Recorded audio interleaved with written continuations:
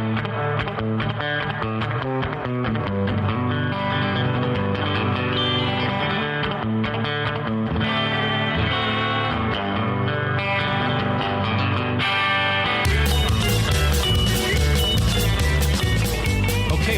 to the John Riley Project. This is episode number 23. It's Thursday, December 6th, 2018. We're going to talk about a number of issues today. We're going to get into the recent Poway Hate Crime. We're going to talk about Trump and tariffs. We're going to speak a little bit about Poway Unified School District. We're going to talk about a business leader here in the Poway Carmel Mountain Ranch area that I'd like to highlight. And we'll talk about some local sports. I got a couple other things I want to cover, but thank you very much, first of all, for joining me here on the John Riley Project. If you're a listener or a viewer, I really appreciate your participation. If you're a subscriber to our YouTube channel, thank you. If you haven't subscribed, I would recommend if you just look down below, there's a button where you can subscribe to the channel. I'd encourage you to do that. And, you know, we are very much want to make this a community kind of a project. So if you have some thoughts, some feedback, some positive or negative feedback, if you have some recommended guests to come on the program, then by all means visit the website at johnrileyproject.com. There, all of our social media links are available. You can fill out a form, get back in touch with me. And I'm very anxious and interested in your input. If you have some questions that you'd like for me to read on the air and answer on the air, I'm happy to do that as well. So again, I want to make this kind of a dialogue. Just to give you an update on the project, you know, we were really busy during the political season. And then once we had election day, we kind of took a collective, a breath and relaxed a bit. And then we had the Thanksgiving holiday. Then there's, been a bunch of crud floating around, some head cold illness stuff. Maybe you've been dealing with it too, but it knocked me out for a bit. But now we're back in action. And so I've got a number of interviews set up, just like we've done in the past. The studio is going to be a little bit different. We're going to have a different presentation, but I'm going to be doing a lot more of these solo podcasts just to reflect on some current news, some topical items, and really look at it through my own lens, offer my own commentary. And I'm going to try to focus a lot on issues that are local, that are here in that North County inland area, Poway, Rancho Bernardo, Rancho Penasquitos, Carmel Mountain Ranch, Sabre Springs, Forest Ranch, Del Sur, kind of the whole geography that is covered by Poway Unified School District. That's the area that I'd like to have a particular focus on. I'm hopeful that all of my guests are from this area because there's just so many interesting people, interesting news items that are going around locally. May as well focus there. So I'll be offering some comments and thoughts. So let's get right into it. Let's first talk about the big news that it occurred earlier this week, and it was a hate crime that occurred here in Poway. And what had happened is a family had set up decorations for Hanukkah. And on the very first day of Hanukkah, that evening, a couple of hoodlums came by and spray painted a swastika on the side of this family's home here in the city of Poway. Just unbelievable. And also poured some kind of a flammable liquid. I don't remember if it was kerosene or if it was gasoline, but they poured it over a vehicle, and thankfully that wasn't ignited. But still a horrific, piece of vandalism here. Spray painting a swastika is in and of itself an awful thing. But to do it on the very first day of Hanukkah on a family's home that had just decorated their home on Hanukkah, obviously a Jewish family, just a horrific act. And this is just uncivilized. It's vile. I can make any number of negative comments, and I'm sure we all agree on that point. This is just a terrible act. And I was so proud of my community of people here in Poway that reacted swiftly and with urgency.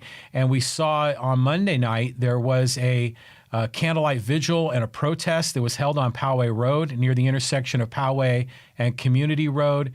That was covered on the news, and I saw updates on that on the local news on all of our, channels 7, 8, 10, 5, and 6, all the typical local TV news. I saw updates there. Then the Poway City Council had a meeting on Tuesday, and I know people were there expressing their anger, their concern, their outrage, and that also was covered in the news, which is great. I mean, these kinds of things need to be put out into the open. It's, kind of like sunshine is the best disinfectant. We can't allow this sort of thing to occur in our community, and I'm glad it's gotten the necessary exposure, and I'm hopeful that the Sheriff's Department is going to actively go after these individuals that committed this crime and find them, and then hold them to the full account of the law. So that's what I'm hopeful is going to occur. But even outside the scope of legal and outside the scope of law enforcement, as community members, I think it's important that we speak out on this and that we make it clear that there's no place for this kind of bigotry, this kind of intolerance in our city. So I want to put that out there right away, and I think it's an important event that these are things we don't sweep under the rug. But it does bring up. Actually, before I get to that, I want to just give one shout out, and I want to say thank you very much to Mariana Benedict-Bacilla. She and a number of other individuals were the ones that organized the candlelight vigil and the protest on Poway Road. And Mariana, you did a great job. I know you've been very active in other issues here in Poway, and I want to thank you for doing that and for being vocal, being alert, being responsive, and being, I guess, being quick to express your views on this issue and mobilizing and engaging the community. So bravo to Mariana for doing that. But what I want to talk about here in the context of this issue is this whole notion of hate crimes. I think this is an interesting jumping off point because we obviously had a crime that occurred here in Poway.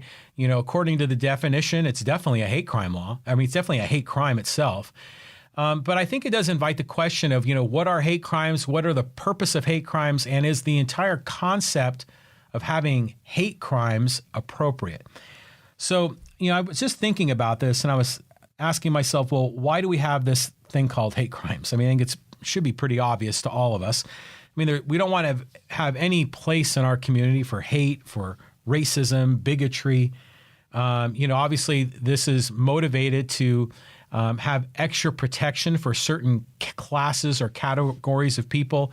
Like in this particular example, this was against a hate of religion. In this particular case, the Jewish religion. There's a lot of political correctness that comes from hate crime laws and hate crime legislation, and it all generally comes from a good place. Obviously, there's been a great deal of history. I think that's obviously well documented as well. Where certain groups have been persecuted. I mean, the Jews, we can go back 5,000 years, to say nothing of the Holocaust that occurred, just the last century. I mean, some just horrific crimes that have occurred. And so people are obviously sensitive to this issue, that are empathetic to groups that have been persecuted. And so it makes sense, and especially in a nation like the United States where we have a First Amendment that guarantees the freedom of religion, and if we want to live in a society that is, tolerant and peaceful, so that's why hate crime laws typically come forward. But, should we actually have a legal mechanism to deal with hate crimes that's different than it is for other categories of crime? And I think this is where I begin to I think a little bit more differently on this issue. And I want to be careful with how I express this because I know that this is an emotional topic. It's an issue that people feel very strongly about. But my views on this, I feel pretty strong on it as well. And so I want to express that here through my podcast just so I can share this with you. So one of my concerns with the notion of hate crimes is that, and let's be clear here, this crime that happened in Poway was a crime. It was no question it was a crime. And number two, it was a crime driven by hate. So on a moral basis, no question, it's a hate crime. My concern is on a legal basis, should we have separate categories for hate crimes? Because if you think about a lot of crimes that occur, I mean, a tremendous amount of crimes are driven by hate. You know, it may not be hate of a racial group or hate of a religious group, but it might be hate of a person or hate of a situation. Hate, unfortunately, is a driving emotion that fuels a lot of negative activity in society. And so that's one of my concerns is that with hate crime laws, what ends up happening is that depending on who the victim is, the hate crime law can be in effect or not be in effect. And so I'm a big believer in this notion of equality under the law, that all of us should be equal under the law and that no individual or group should be above the law or have a separate set of laws that apply to them.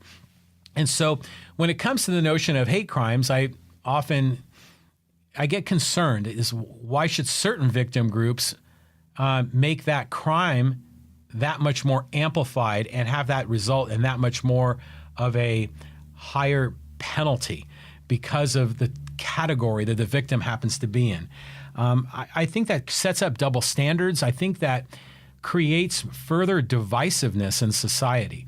You know, if we all want to have unity and we want to come together, I mean, obviously we have to fight against intolerance, fight against this kind of hate. But at the same time, we can't be establishing different rules for different people and saying, well, these people are protected, but those people are not protected based on how we categorize. And I think that gets to be very dangerous. I think it's also tricky. In this particular case, it's a swastika that was painted on the side of a house. So clearly, this is vandalism. This is a property crime. This is damage to a person's home. I mean, there's material damages here. No question on that level. The question then becomes, at least that I ask, is if we make this and categorize this as a hate crime, are we actually now beginning to look at the words or the symbols that are being used and determining if the crime should be of a higher or lesser degree of severity based on the words or symbols that are used? And I think that's also a dangerous place to go because, you know, the government shouldn't be in the business of regulating speech. You know, we should be for free speech. Now, I'm not saying free speech means you can spray paint a swastika, obviously. But what I'm saying is that in this case, it's clearly vandalism. It's clearly, and I'm speaking on a legal level, it's clearly vandalism. It's clearly a property crime. It's clearly damages to that individual's home. But should we be in the business of policing the words or symbols that are used? And again, I think that's concerning to me. So I look at this matter here, you know, this hate crime that occurred, and it is a hate crime according to the current definition. It needs to be called out. The police need to make this a matter of the highest degree of urgency to find the individuals and prosecute them to the fullest extent of the law. We need, as a community, we need to speak out on this. That's why I'm so happy about the protesters that have come forward, and there's been a lot of chatter about this on social media. If the people that did this heinous act are caught, I hope they're publicly shamed in social media, and you know that we show as a community that we are not going to put up with this BS. However, when it comes time to apply the criminal penalty, I'm very curious to see how this goes. Because again, morality and legality are not always the same, nor should they be.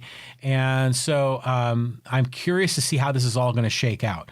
But anytime we have these horrible incidents, and once they're classified as hate crimes, immediately my radar usually goes up because I know now it's going to be politicized, it's divisive, it separates people based on the group that they're in, you know, so it becomes sort of, you know, a matter of evaluating which group has been more oppressed than the other group. And again, that's a very dangerous place to be. So those are my thoughts on hate crimes. I know this is an issue that many people feel differently than I do. And I invite that conversation. So if this is an issue that you're particularly passionate about, let me know. Hey, maybe we could have a sit-down conversation. We could talk it out. And that's what the John Riley Project is really meant to be. It's meant to be an opportunity for us to discuss big ideas that are, potentially about philosophy, about the law, about morality.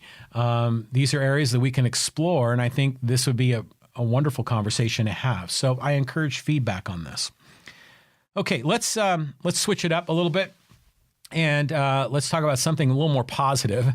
Over the weekend, my wife and I had the great pleasure of attending a quinceanera.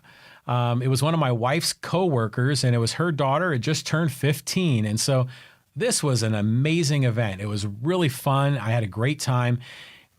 For those of you that don't know, a quinceanera is largely a Hispanic cultural tradition when a young female is transitioning from being a girl to a woman, and it has deep traditional and cultural meanings. It's particularly a little more popular in Mexico, perhaps in other parts of Latin America.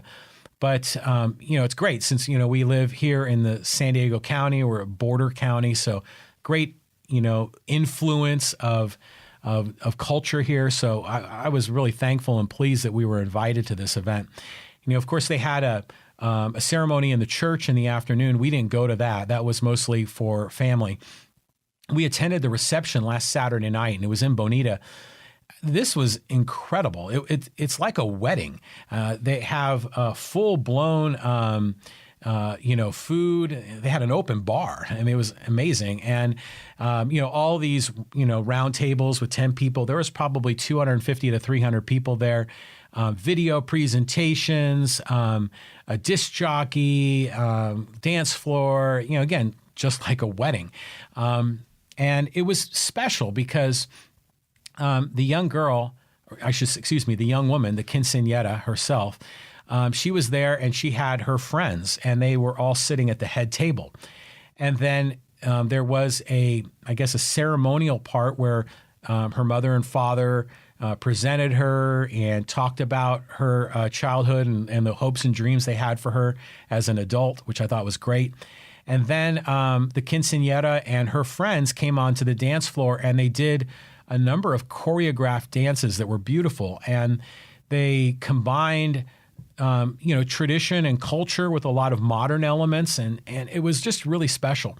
So it was neat, just to share that experience. And it's neat that we live in a community where we have that opportunity. So it was terrific. And I couldn't help but think to myself, my gosh, how much did this cost? Because we all know weddings are expensive, and this is right on par with that. In this particular family, they have 5 girls. So there are 5 quinceañeras, potentially 5 weddings. Now, my understanding is that the extended family chips in, and so aunts and uncles and cousins are covering different segments of the budget. Someone's covering the photographer or the videographer or the facility or the meals. And so thank you for inviting me. I know that was a great, financial commitment, and we were pleased that you allowed us to enjoy the event with you. So thanks. What else? Quinceanera, that was fun. Yeah, if you have a chance to go, by all means, please do. This actually was our second one. We went to one a couple of years ago, another one of my wife's coworkers' friends. And it's interesting, I grew up in San Francisco and, like Irish Catholic family, and this kind of event wasn't something that was really part of my upbringing. I know in other parts of the United States, there are debutante balls, which are a big thing. That we weren't in that strata of society. And then I know for others, Sweet 16 is a big deal, but that really didn't seem to be a big deal in my family or my extended family. So for me, it was special because it was just a fun event. So I just loved it. I think it was awesome. I want to give a big salute to a special business person here in the community. And this gentleman's name is Nick Anastasopolous. And Nick is the owner of the Athens Greek Market Cafe and Carmel Mountain Ranch. And he and his wife, Vicky, have just retired. And bravo to you, Nick, and your lovely wife. Nick, you have done a fantastic job in our community. And I just want to tell the story of my interaction with Nick, because Nick is an amazing guy. First of all, I got to know Nick through a lot of the networking events in our area, whether they were, Poway Chamber of Commerce. I think I met him through some. There was just a whole number of local events where we seemed to cross paths all the time. And he was an entrepreneur that I always thought was special. When you would enter a room, he always had a big smile on his face. He had positive energy. He was all about making relationships, making people feel good. And then, oh, by the way, he had this amazing restaurant in Carmel Mountain Ranch right next to the Angelica movie theater. And so he always was wearing his shirt and promoting his business. So he was an entrepreneur, but he was always out there on the front line, kind of the main voice of the business, the marketing or PR part of the business, and just did a great job. So it's interesting because, as I was learning more about Nick, I realized how much this gentleman has done in our community, and it's really unbelievable. And so I want to read to you just a couple of sentences of the things that he's done in the area. During his 9 years as president of the Rancho Bernardo High School Foundation, Nick was the driving force for getting the school an all-weather track built around the football field, plus a new visitor bleachers and a press box and a snack bar. Wow. Nick, thank you. Thank you for helping out our community, the sports program at Rancho Bernardo. That is awesome. And what a great way to do it, by mobilizing the community, by having voluntary charitable contributions to build it. I mean, to me, that's the way these sorts of things should be done. Of course, we all know the alternative, Poway Unified. If they got involved, they would have probably passed a gazillion-dollar bond and done it in an inefficient way. Nick, you did it the right way, and thank you for that. But it doesn't stop there. Other activities that Nick has been involved in has been the Rancho Bernardo Recreation Council president for 14 years, chairing the Rancho Bernardo High School grad night celebration for 2 years, adding a fireworks show to Rancho Bernardo's 4th of July celebration, serving as president of Bernardo Heights Masters Homeowners Association for 13 years, and starting Rancho Bernardo's annual Hats Off to Volunteers recognition event. Nick, you're a community dynamo. Unbelievable. And it didn't stop there. I mean, I want to share another particular experience I had with Nick. Nick was kind enough to invite me to participate as a board member in the San Diego North County Character Counts program. And Character Counts is an ethics training program that is being taught in our schools locally. And Nick was working to bring that into the business community to teach ethics and responsibility in the world of business. And wow, that's fantastic. We always use more of that. And so, Nick, I was so honored that you invited me to be part of that, and we got to know each other a little bit better. But I just thought that the Character Counts initiative is just such the perfect project for Nick, because it so perfectly reflects his own character. So let's take a look at the Character Counts program. There are 6 pillars to the program, and maybe you've seen the banners hanging in the schools or in the gymnasiums. I know they have them hanging in the Poway High Gym. I see it all the time.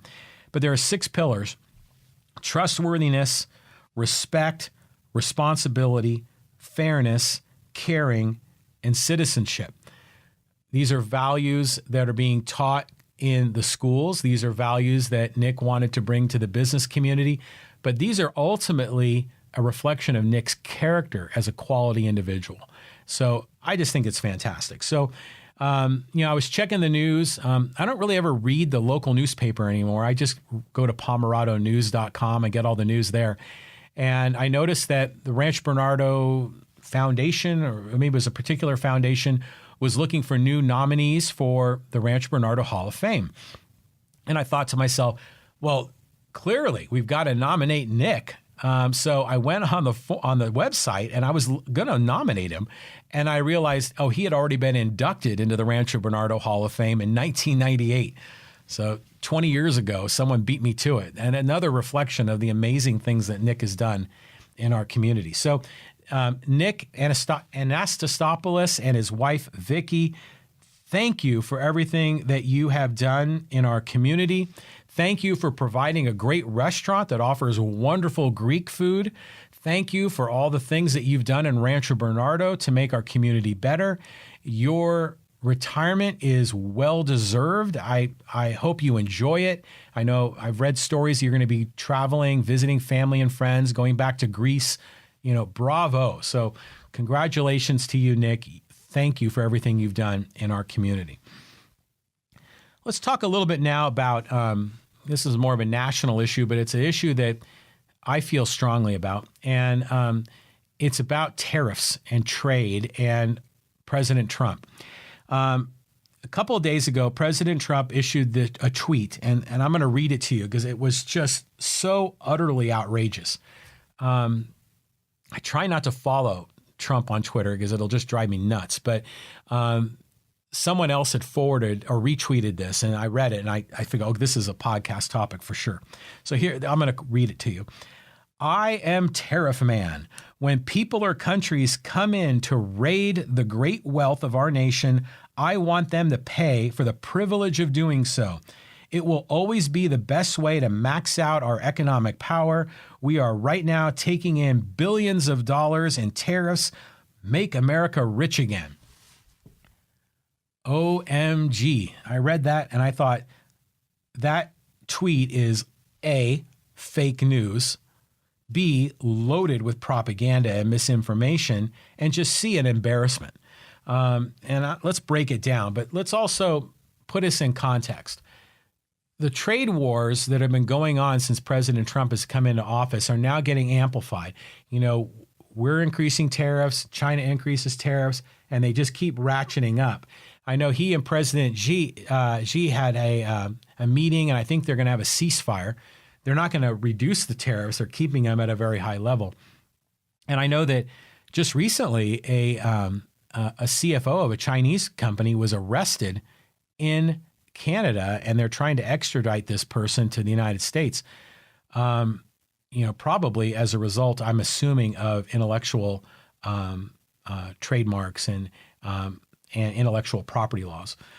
But this whole case is just being handled awful. In the matter of tariffs, first of all, tariffs are damaging to the economy. They're damaging to buyers and they're damaging to sellers. And who pays tariffs? Well, according to Trump's tweet, the foreign nations are paying for the privilege to import their products in the United States. Well, I'm sorry, but that's not how tariffs work.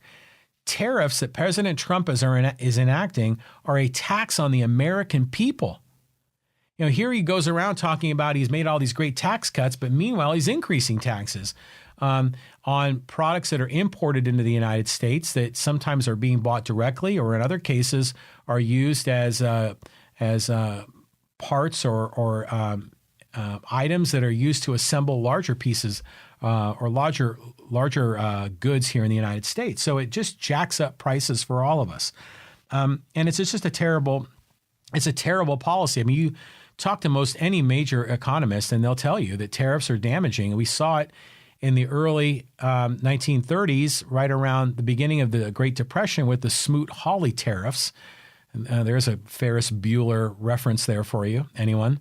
But we know that the Smoot-Hawley tariffs made the Great Depression worse because tariffs are damaging to the economy.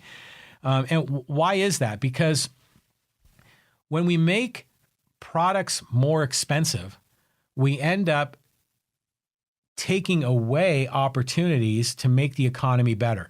Not only does it reduce the consumption of those goods, but it reduces the amount of leftover cash that we can buy and invest in other things in America. I mean, if we're able to buy a particular item for a lower price because it's imported, that's great. because that means we're going to get the item we want and we have leftover money in our wallet that we can now go and invest in companies in the United States where we have a strategic advantage rather than propping up companies in the United States that are failing to compete. And ultimately, that's what these tariffs are about. There are cases where the pain, the burden is felt on a broad scale because all these products now have higher prices. But who benefits? A small few. The small few that are in that industry, that the American company, those people that work there, they're the ones benefiting from this because they're unable to compete on an international basis. So the pain and burden is felt widely, and the benefit is only goes to a narrow few. But since President Trump has enacted these tariffs, it distorts the economy. That's what happens. When you aren't allowing people to trade freely and you try to centrally plan the economy with these tariffs, it creates all these distortions, kind of like a balloon. You squeeze on one end and it creates the balloon inflates on the other. The motivating reason for the tariffs, according to President Trump and his supporters, is to balance our trade. Because right now we are importing more value into the United States than we are exporting into China and other nations. And as a result, there's a trade deficit. What these tariffs were sold to the American people was an opportunity to try to have balance in trade. Well, first of all, the trade deficit has gotten worse. The trade deficit has expanded since President Trump enacted these tariffs. It's made the situation worse. But more importantly, the trade deficit doesn't matter. Because what is a trade deficit? It just means that people are buying and selling amongst themselves. And if one party is buying more from the other, so what? I have a trade deficit with my local grocery store. So what? I give them money, I get goods in return. That's a win-win transaction. I give them money, that helps them. I get the goods in return, that helps me. For both of us, we see an increase in our net outcome. It's win-win. So the fact that the cash went in one direction doesn't matter because the goods came in the opposite direction. So this notion of these nations are ripping us off or robbing us, and it's just silly. If we can get imported goods from foreign nations or companies in foreign nations that are of high quality, we should be buying as much of it as we can so that we'll have leftover cash to invest in technologies and new products here in America where we have a strategic advantage. So the best policy is not to ratchet up tariffs. It's to make tariffs zero. Even if we have to do it unilaterally, that's the right approach. Because when you increase tariffs, you increase the pain and suffering on American consumers. And it's just a rotten policy. And it's cronyism. It's cronyism because what it does is it benefits those American companies that are unwilling to compete at the necessary level. It also gets another distortion. This is another goofy part of it, is look at our farmers. So the farmers were at first seeing higher prices for their farming equipment. So what they're getting machinery that they're using in the farms that is made with steel or made with aluminum that was being imported from Asia. Those tariffs went up. So those prices on that farm equipment went up. So immediately farmers had higher expenses. Then because of this trade war, now China has put tariffs on the import of many agricultural goods that go into China. And soybeans is the kind of the classic one that's being discussed. Now soybean farmers are having trouble exporting into China because the tariffs there are higher. And so they're seeing that their exports have declined. So expenses going up, revenue going down. So the farmers in the United States are getting royally squeezed from both ends. And so what does President Trump do for them? Well, the right answer would be to remove the tariffs completely. But instead, he takes taxpayer dollars and he backdoor hands it back to the farmers in the form of corporate welfare. Again, just insane. These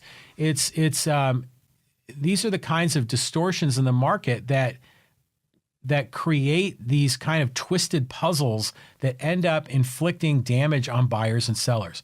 So I encourage President Trump to reduce the tariffs to zero. If President Trump is the great deal maker that we all hope in society, then he'll do that and he'll move tariffs down to zero.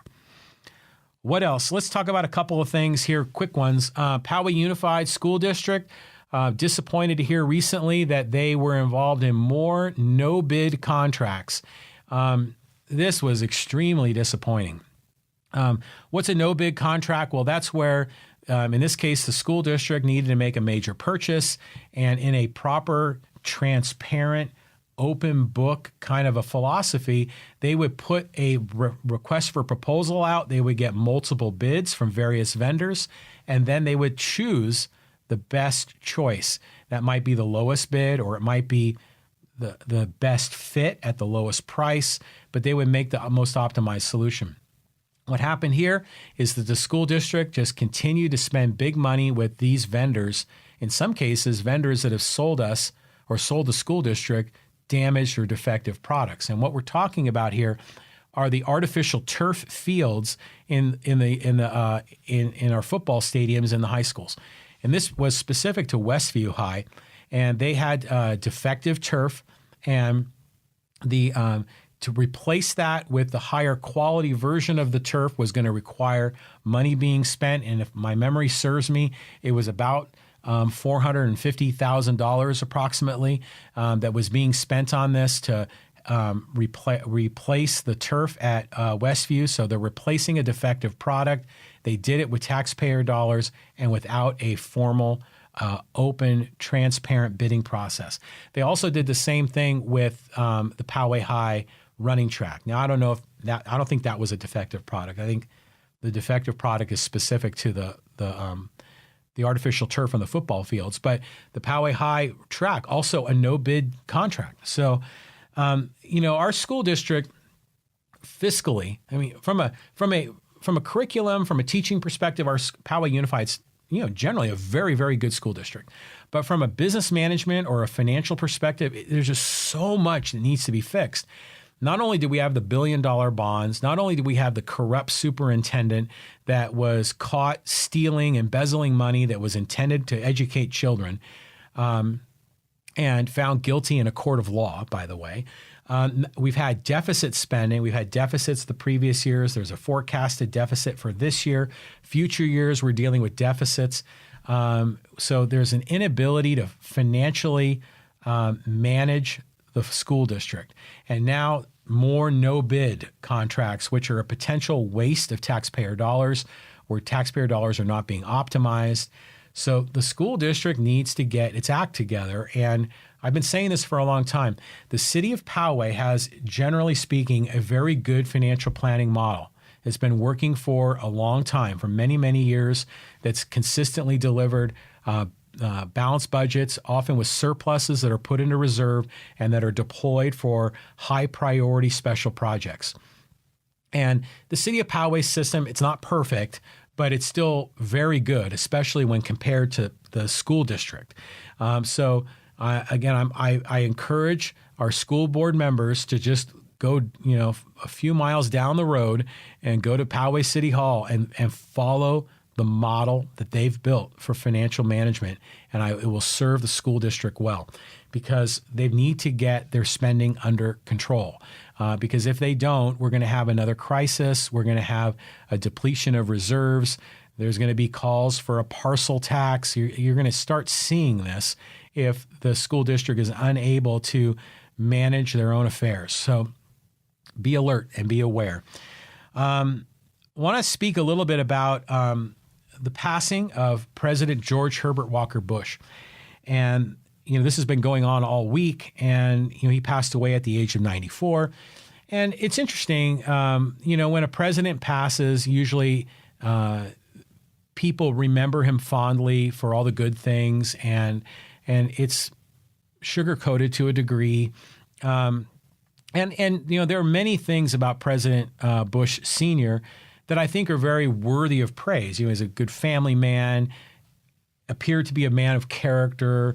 His family had, influence in American politics for most of the 20th century. His family loved him, wonderful wife, et cetera. And I think we hear a lot about the note that he left in the desk after he lost the 1992 election. He left a note in his desk for President Clinton, essentially wishing him well and hoping for good things in the future. Gave President Clinton a couple of pieces of good, positive advice, and certainly was not bitter at all about his loss. In fact, they became good friends, and they worked cooperatively, I know, on Hurricane Katrina and a number of other service-minded projects. So, kudos. President Bush Sr., also a war hero. So good for him. But I do think it is fair and appropriate that while we're remembering, him for all the good things, it's an appropriate time to also reflect on his presidency. He was a one-term president, and to me, he was elected in 1988. Ran against Michael Dukakis in 1998. Just for the record, I didn't vote for President Bush. And he just seemed to be sort of this continuation of Reagan. I mean, there was no really driving theme or philosophy to President Bush's presidency. It just seemed like he just took the baton and continued. And, people will talk about the fact that the Berlin Wall came down under his presidency, and that's true, but that really wasn't because of President Bush. It was largely because of all the things that had been happening prior to his presidency. But there were certainly some good things. There was the negotiation, the START I negotiation on nuclear arms with the Soviet Union for arms reduction. That's a positive thing. President Bush also began the process of enacting NAFTA, which was later signed into law by President Clinton. And as I have expressed already, I'm a big supporter of low tariffs, and NAFTA largely did that. It reduced tariffs with trade between the United States and Mexico. There were still a lot of regulations and other things with NAFTA that aren't good, but the fact that tariffs were lowered was a good thing. So those are a few of the positive things in his presidency, but there were a lot of negatives too. I mean, I think the big one for me was the pledge of read my lips, no new taxes. And then sure enough, he flips and raises taxes. That was extremely disappointing. He obviously was the leader of the Gulf War I. When Iraq invaded Kuwait, he mobilized the U.S. forces, really our first big war effort since Vietnam. And that resulted in a tremendous loss of life, not just for Americans, but for people on the other side. And was a great loss of money. And look what it's done. It's kind of opened up this Pandora's box, and we've seen what has happened with U.S. involvement in the Middle East.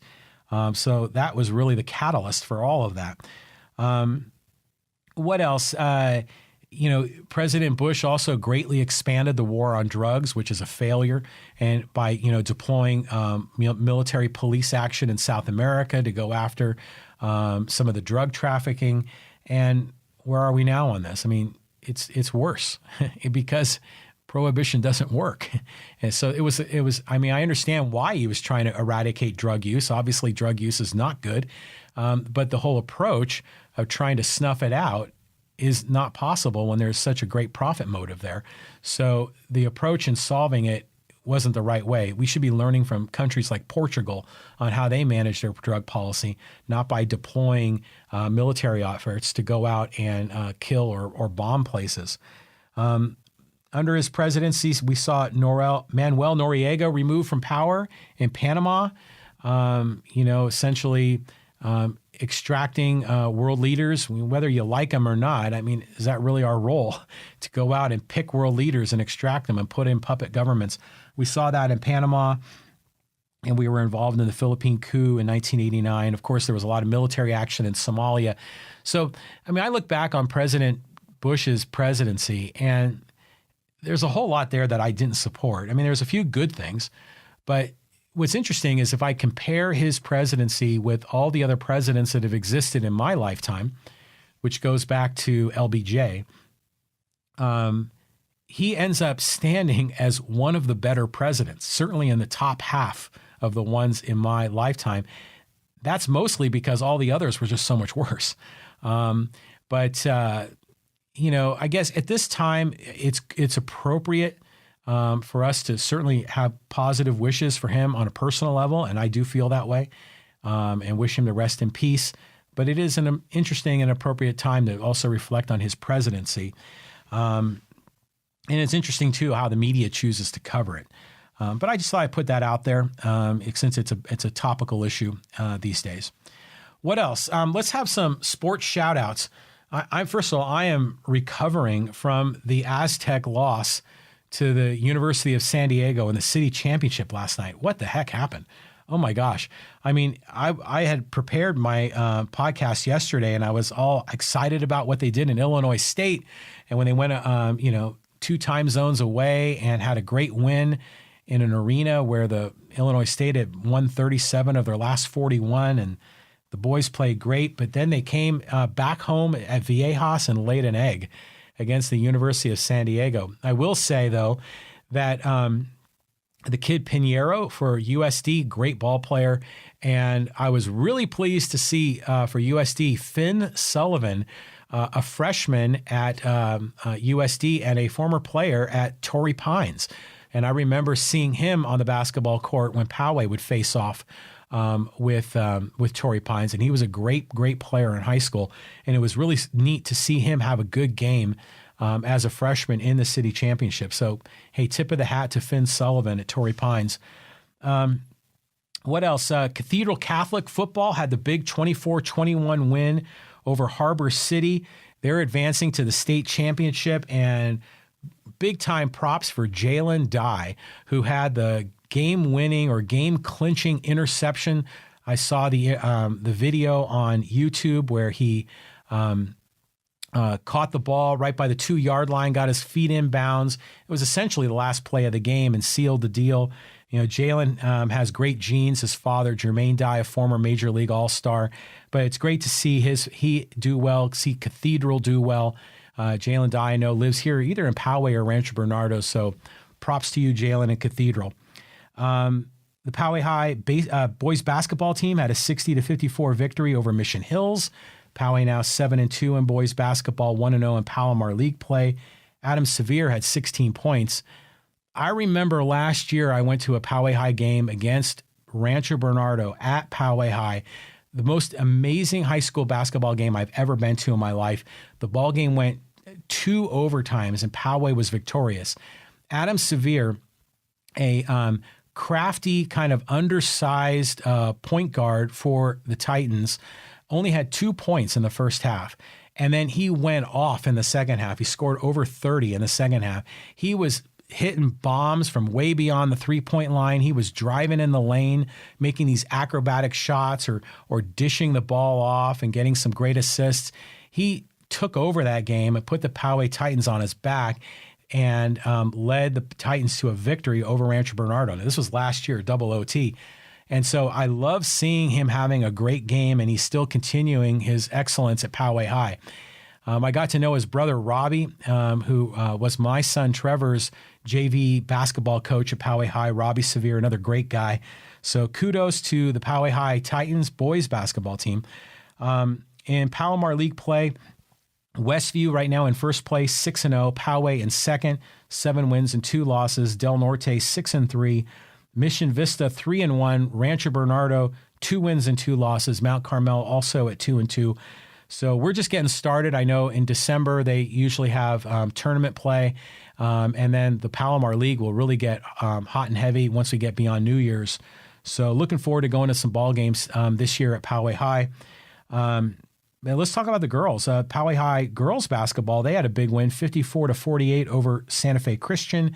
The Poway girls are 5-1 overall, and they're in second place. It's interesting, in both the boys and the girls, Westview's in first and Poway's in second. Funny how that works. So in the girls, Westview is 7-1, Poway 5-1, Mount Carmel 3-0, Del Norte 5-2, Rancho Bernardo 3-2, and Mission Vista 0-0. I guess they haven't gotten started at Mission Vista. So,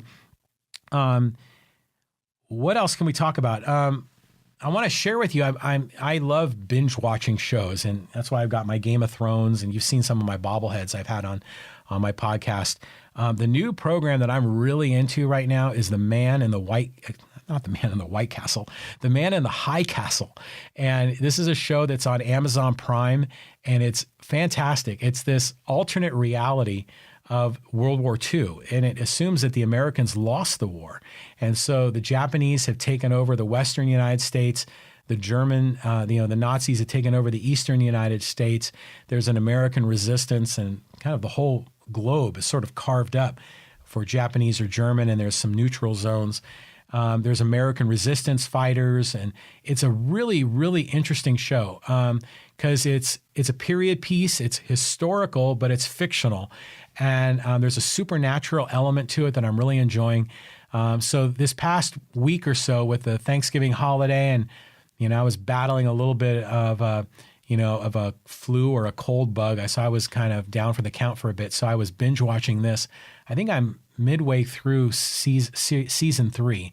But I love the show. And if you are an Amazon Prime subscriber, where you pay the yearly fee so you get free shipping, you can go on to Amazon Prime, which is their video streaming, and then many of their titles are available at no cost.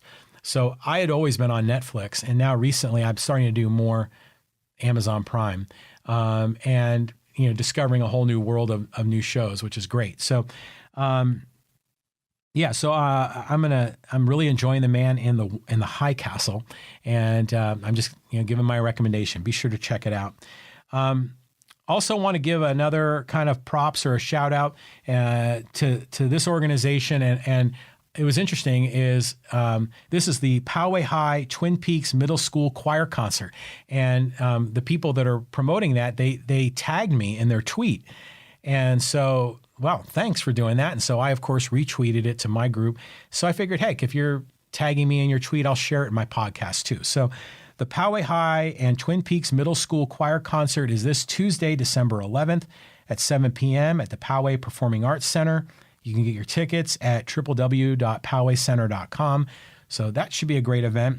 The next day, which is Wednesday, December 12th, there is going to be a presentation at Painted Rock Elementary for this new proposal or this new plan for the Stone Ridge Country Club.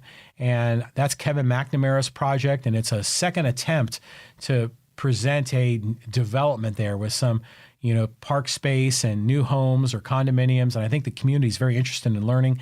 I'm going to try to bring the John Riley Project there and do a live stream if I'm successful in kind of figuring out some of my live streaming. But I'm going to give that a good go. And I look forward to discussing this particular project in the future. I think it's intriguing. And I'm generally supportive of developing the Stone Ridge Golf Club and creating more housing. So I'm interested to see what this proposal is about and some of the nuances to the program. So that's going to be on Wednesday, the 12th, Painted Rock Elementary. I think it starts at 6:30. I'm not sure. Don't quote me on that. Double check. In the next podcast I do, I'll make sure I have an accurate time for that. And then the last thing I want to do is give a big shout out, a birthday. It was a couple of days ago, but Ozzy Osbourne, man, 70 years old. Rock on, Ozzy. I want to tell my Ozzy Osbourne story. When I was a senior in high school, this is probably in, I don't know, maybe November of 1981. And I went to Mills High School, which is up in Millbrae, kind of near San Francisco. And they had just put in a new Burger King in Millbrae. And for us, this was a big, big deal. And so a lot of the high school kids would go hang out at Burger King, and I was there one night, and I was in the parking lot, and there were no cars in this section of the parking lot, but I saw a wallet. And naturally I picked it up and I opened it up. There's no ID in the wallet. There's no library card. There's no driver's license. There's nothing with a person's name. So I have no idea who this belongs to. There's no cash in the wallet.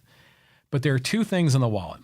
One was a bus pass for the bus that went up and down El Camino Real. And number two was a ticket to Ozzy Osbourne, a general admission ticket at the San Francisco Cow Palace. And boy, man, I hit the jackpot because my friends all got tickets to the concert. And this is back in the day when it was general admission. There was no assigned seating. So it was just this great mosh pit in front of the stage, and just had a great time. And it was a weird deal because, like, first of all, this is when Crazy Train came out and Over the Mountain. I mean, it was like Ozzy's big debut solo album after he left Black Sabbath. And, just like they do in all concerts, they'll have the regular set list, and then he walks off stage and everyone's going encore.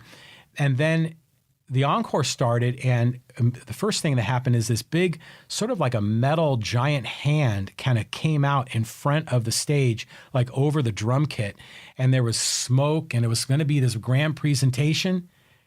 And then all of a sudden the lights went on, and you're like, the main lights for the whole Cow Palace, like it's time to go home. And we're like, oh, what happened? And so to this day, I don't know what happened. I don't know if Ozzy had enough, if he was tired, or, maybe had a few too much inebriation. I don't know what he was on at the time. I have no idea. Or if it was a mechanical malfunction, I have no idea. But I got to the concert for free. I had a great time. And I remember I made the mistake of wearing brand new slip-on white Vans to that concert, and they just got demolished by people, because I was in front of the stage, and it was like a mosh pit, and it was nuts. Like, those white Vans were black Vans by the time I got home. So another crazy story. So anyways, thank you very much for joining me on the John Riley Project. We've taken some time off the last few weeks. We're going to be having more guests. Our guests are going to go way beyond politics. We focused on politics in the beginning. We have guests lined up in the worlds of business, sports, columnists, writers, public speakers, authors. I've got a number of people lined up, and we're going to be doing a lot more of these solo podcasts. So I'm hoping to express more. So I invite your feedback and commentary. So reach out to me at johnrileyproject.com. You can find me on Twitter, John Riley Poway. You can find me on Facebook. So thank you very much for watching, and have a great day. Stay dry out there. Bye-bye.